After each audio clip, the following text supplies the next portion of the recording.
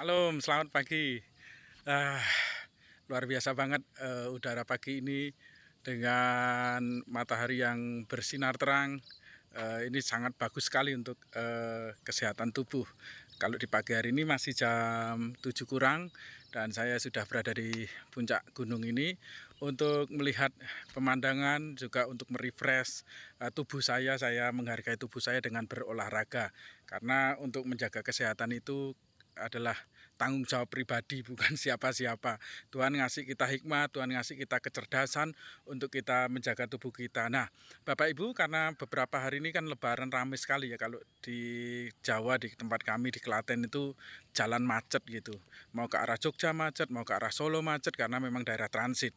Bapak Ibu, ketika saya tadi bersepeda menuju arah ke Jogja, ada banyak tanda-tanda baru ditulis di sana dengan banner yang baru, mungkin baru seminggu ditulisin belok kiri arah Piungan sekitar 20 kilo, lurus sekitar 25 kilo arah Jogja. Begitu, itu tanda-tanda yang dibuat baru supaya apa? Supaya orang memudahkan untuk memilih jalur alternatif yang mana yang bisa lebih dulu sampai atau menghindari kemacetan. Nah, ketika saya melihat tanda-tanda itu muncul di kepala saya sebuah ide yang akan saya sampaikan hari ini. Tahu nggak Bapak Ibu, sebetulnya Tuhan itu sudah ngasih tanda-tanda kepada kita dan kita sebetulnya juga mengerti, tapi kadang-kadang kita mengabaikannya. Contoh, kalau matahari bersinar terang itu artinya udah mulai pagi, dari gelap menuju pagi itu udah pagi. Tandanya apa? Ada matahari yang bersinar. Terus nanti kalau malam tandanya gampang. Kalau udah gelap, lampu mulai dinyalakan dan orang-orang sudah berhenti, banyak berhenti beraktivitas, itu tandanya malam. Atau kita sudah mengantuk untuk istirahat, itu tandanya malam. Nah, sama dengan banyak tanda-tanda ini supaya apa? Memudahkan orang. Kalau tanda-tanda ini diabaikan, ya kadang kita sendiri nggak tahu apa yang kejadian di depan. Bapak Ibu Saudara yang dikasih Tuhan, tahu nggak? Tuhan itu sebetulnya udah kasih tanda kepada kita dengan satu dua cara, tetapi kadang manusia tidak memperhatikannya. Dan ketika tanda itu terlewat atas hidup kita, maka seringkali kita mengalami hal-hal yang tidak baik dan kita buru-buru menyalahkan Tuhan. Kok kayaknya nggak ada tanda apa-apa ya? Tiba-tiba saya mengalami seperti ini. Sebetulnya Tuhan udah kasih tanda duluan kepada kita untuk kita bisa berjaga-jaga.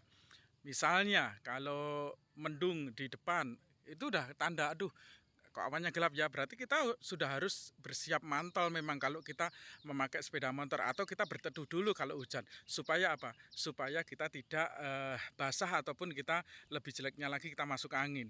Nah, tanda-tanda itu dibuat supaya membuat kita berjaga-jaga. Sama dengan pembacaan saya yang saya dapatkan dalam Ayub pasal yang ketiga-tiga, ayat yang ke-14 sampai yang ke 18. Jadi Tuhan itu ngasih tanda. Inti dari pembacaan Ayub 33 pasal 14 ayat 18, di sana dikatakan di ayat 14 sampai 18 itu tanda-tanda yang Tuhan kasih. Tuhan sudah berbicara kepada manusia dengan satu dua cara, tetapi Tuhan, manusia tidak pernah memperhatikannya. Nah, tanda yang terakhir yang Tuhan kasih kepada hidup kita adalah melalui mimpi. Kenapa? Kenapa melalui mimpi? Karena mimpi itu fair. Mimpi itu nggak pernah bisa kita bikin, mimpi itu juga nggak pernah bisa kita rencanakan, dan kita nggak pernah bisa membuat mimpi akan menjadi alur seperti yang kita inginkan. Nah, Tuhan sangat fair sekali. Kenapa? Karena di dalam mimpi manusia nggak bisa milih. Nah, tanda yang paling akhir yang Tuhan kasih adalah melalui mimpi. Kenapa melalui mimpi? Karena di mimpi itu ada satu, yang pertama adalah teguran. Nah, mungkin hidup kita sembrono, kita ditegur oleh berbagai peristiwa yang nyata, tetapi kita tidak memperhatikannya. Nah, Tuhan menegur kita melalui mimpi. Terus yang kedua adalah untuk menghalangi perbuatan manusia dan melenyapkan kesombongan.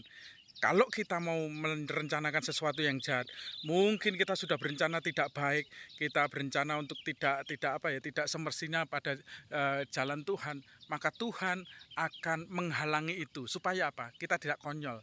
Supaya apa? Supaya kita diselamatkan. Nah, melalui mimpi Tuhan ingatkan supaya perbuatan kita tidak terlaksana. Istimewanya perbuatan yang tidak baik. Yang ketiga adalah melenyapkan kesombongan, supaya kita nggak sombong. Banyak sekali kita ini sombong. Sombong itu bukan hanya kita memegahkan diri. Merendahkan diri, rendah diri pun bukan merendahkan diri. Rendah diri pun termasuk sebuah kesombongan. Untuk melenyapkan kesombongan kita. Yang terakhir adalah untuk apa? Supaya menahan nyawanya daripada liang kubur dan hidupnya daripada maut oleh lembing, supaya kita tidak mati sia-sia. Begitu hebatnya Tuhan kita ngasih tanda kepada kita. Yuk, perhatikan tanda-tanda kita sebelum Tuhan kasih mimpi. Mungkin Tuhan sudah menegur kita dengan tanda-tanda yang real, tetapi kita tidak memperhatikannya. Kalau kita diberi tanda melalui mimpi, itu adalah tanda yang mungkin terakhir yang Tuhan kasih untuk memperingatkan kita. Yuk, jangan abaikan. Mungkin memang tidak semua mimpi itu adalah berasal dari Tuhan. Tapi yang saya ungkapkan tadi, minimal ada 4 ciri ketika mimpi itu berasal dari Tuhan. Tuhan Yesus memberkati pagi yang luar biasa, pagi yang bersemangat, tentunya di dalam anugerah Tuhan. Perhatikan tanda-tanda supaya kita lancar dan supaya kita menikmati anugerah Tuhan yang baik. Tuhan Yesus memberkati.